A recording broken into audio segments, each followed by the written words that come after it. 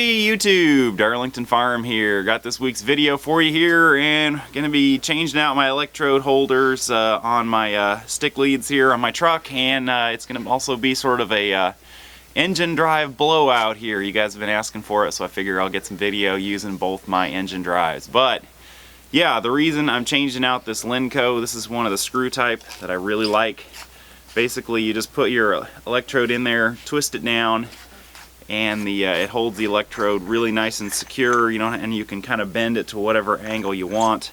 And it's really low profile. You can get it pretty much in any place. The only thing that sucks about this is when it's cold out. And specifically last week, I was working down in Indianapolis, burning a bunch of rods, dunked this down in the snow after I'd used it for a while, and it melted. And then all the water from the melted snow made its way in there. It sat for about an hour or so while I was doing some other things, some prep work, and yeah, it was a brick. It took me about 10 minutes with a blowtorch to unthaw it without burning it. So I decided until it warms back up, I'm gonna go ahead and switch out. Now this is a 300 amp Tweco I got from CyberWeld for like 30 bucks. I was pretty pleased with that. So we're gonna swap these two out here and yeah, give that a go. Alright, it's really easy to go ahead and change these out, and I'll show you how this works here. This 400 amp Lenco, all you do is unscrew the head here. Just make sure you don't lose the spring in there. I've done that one before. Set that aside, and now go ahead and the sheath just slides right off of there. Now the nice thing about this electrode holder is this is right here, this piece of copper is what actually touches your electrode, and it is you know, it always gives you a really good connection. Then the next thing you need to do is take your Allen wrench. Just go ahead and loosen up the two Allen screws that hold this on the cable, and then you can just go ahead and slide it off. Set that aside. Now, oh, by the way, this Tweco here, what's the part number on this? Oh, A732ICR. It was like 35 bucks right there, and it came with an extra set of insulators, which is kind of nice. There we go. It's a A732 300 amp electrode holder. It's kind of big, so I don't know that I'm gonna like it after using that little Lenco there, but we'll give it a go here. Okay, so the first thing you got to do is slide off the grip, and that goes over the cable here. And then it looks like just the same type deal. Just an Allen. Unscrew the little clamp screw in there. And go ahead and shove in your cable.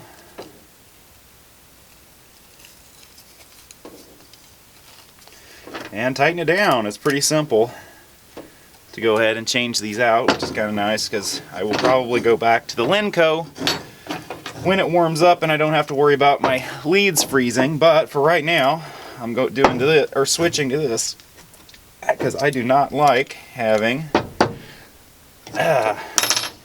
now to unthaw the damn Lenco one. And then there's a little set screw in the base there. That tightens up the grip on it. There we go. Now we switched over to this 300 amp Lenco. Alright, so I'll just kind of go through my both engine drives here and then kind of show you, you know, kind of running them here. This is a 1968 Lincoln SA200. It's got a Continental F163 flathead 4-cylinder engine, magneto ignition. It's about as simple as you can possibly get. Alright, ignition on, and all that does is unground the magneto, pull our choke here,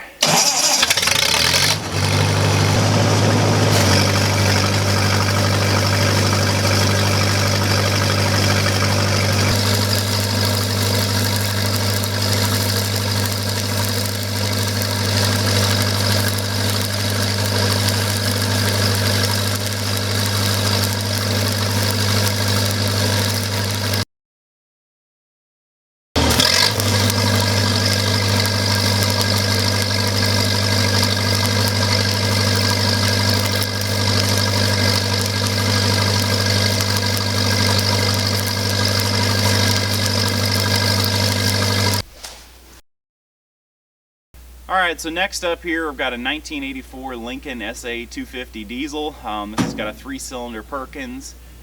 diesel, and it is a great machine. The only thing I do not like about it is gargantuan. It's 6 inches wider than the SA200.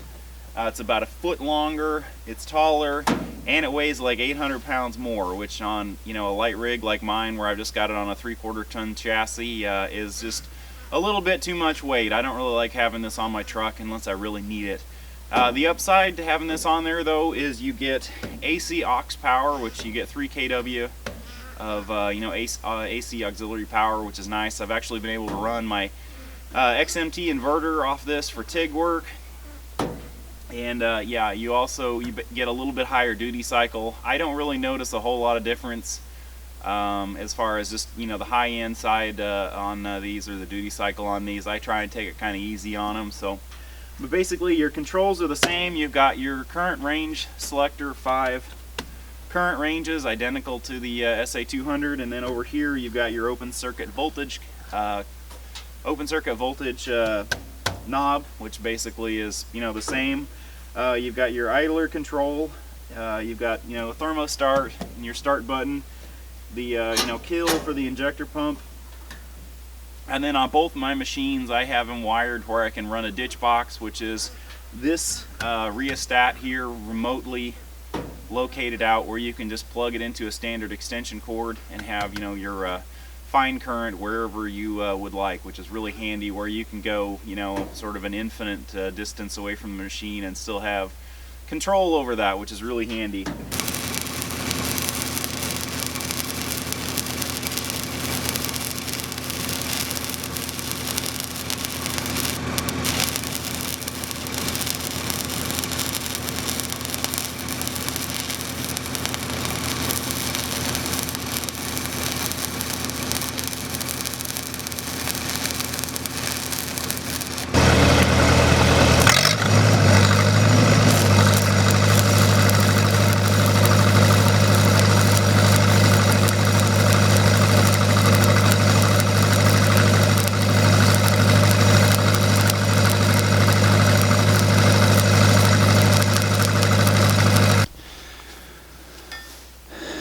Alright, so pay no attention to this, you know, crap over here. This is just from where I was playing with the two stingers at once. Here is the 2 passes of yeah, 6010 5 feet plus 5/32 with the SA200, and then over here same with the 250.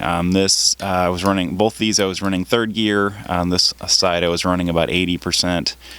Or 80 on the fine current, and then on this side I was running 100 on the fine current. Yeah, it really makes a big difference. This one with 5/32 electrodes, 100 is too hot, which is kind of too bad, because 100 is where the higher the open circuit voltage on these 6010s, it seems like they tend to run better. Yeah, 100 on the 250 here just is so effortless. You can just do this all day long, and it does not work you. There's enough arc force to just push, you know, every bit of the slag up out of the puddle. So, you know, going downhand like this, you have just as nice and clear a puddle as if you're, you know, in a flat horizontal position. Whereas with the 200 here, it's a lot more work. The open circuit voltage is not high enough, and there's not enough arc force to really blow that, you know, slag back off, so you have a nice clear puddle. Now on these you can kind of play around with the engine RPM, and that kind of changes the you know, changes the volt, you know, the amount of volt amp curve, or the volt amp curve rather. So I could play around with that if I did more of this, but generally I just stick with 1/8 inch electrodes, or 5/32 70/18s with this machine, so it's not a big deal. But if you're pipelining, man, this you know, 250 over here is just an amazing downhand machine. It's really fast too.